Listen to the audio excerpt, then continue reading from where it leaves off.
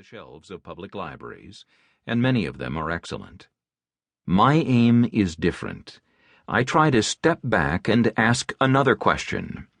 Why does Graham matter? What does his story say about the construction of charismatic leadership?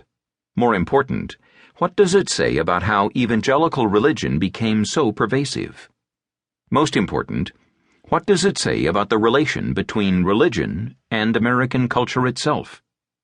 The short answer to all three of these questions is a great deal. Graham's long life, born 1918, and 60-year ministry, roughly 1945 to 2005, offer a means for hearing the conversations of the age. But there is more.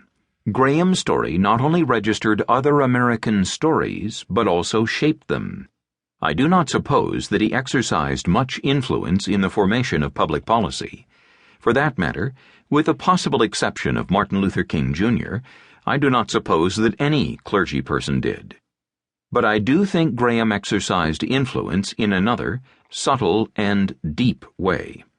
He played a large role in the shaping of public consciousness, how Americans perceived the world around them, how they interpreted those perceptions, and how they acted upon them.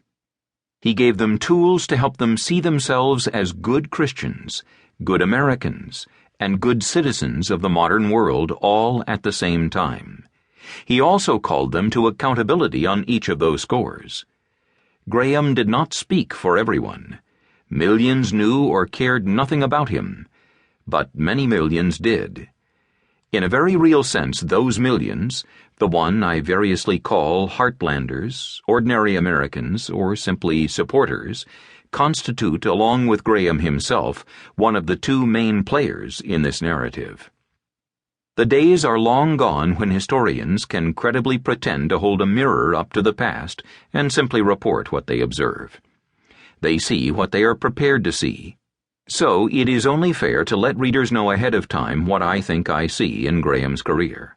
On one hand, Graham ranks with Martin Luther King Jr. and Pope John Paul II as one of the most creatively influential Christians of the 20th century.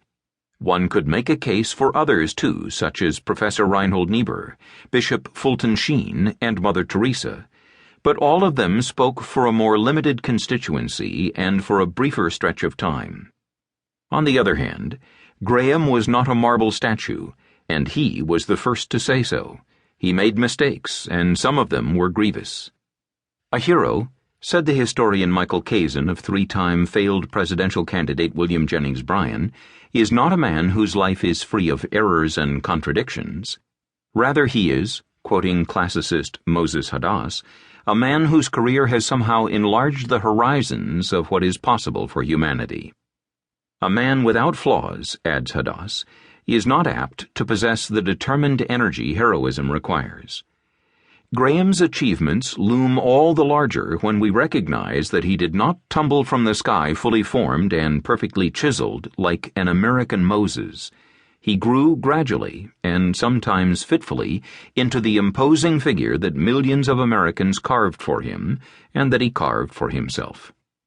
Since feelings about Graham run strong, I should say a few words about my method and point of view. As for method, I hope simply to be fair. That means that I try to treat him as I hope others would treat me, by giving him the benefit of the doubt when the evidence allows it, but also by telling the truth without flinching when it does not. Graham made clear to historians and journalists that he wanted it no other way. I have talked about the project with members of Graham's family and several of his close associates. They caught factual errors and offered perspectives I had not thought about, but the overall interpretation is mine alone. Readers on Graham's left will find my account too positive, and those on his right too negative. Long ago I decided that I would have to proceed as my grandmother proceeded onto freeways. Buckle up, close your eyes, and just do it. As for point of view, I count myself a partisan of the same evangelical tradition Graham represented, especially the irenic, inclusive, pragmatic form of it that he came to symbolize in the later years of his public ministry. That identification comes from my upbringing and from adult choice. To be sure, to steal a line